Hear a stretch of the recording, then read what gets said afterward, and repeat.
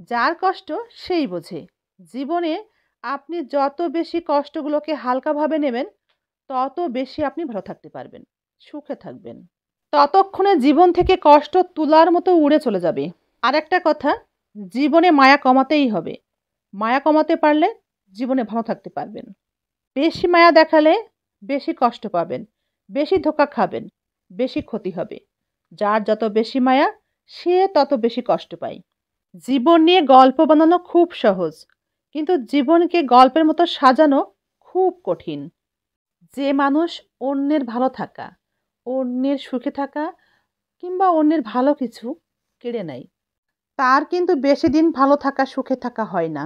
জ্ঞান এবং আগুন আপনি যতই দিবেন ততই বাড়তে থাকবে। কিন্তু সবাইকে জ্ঞান দিতে যাবেন না।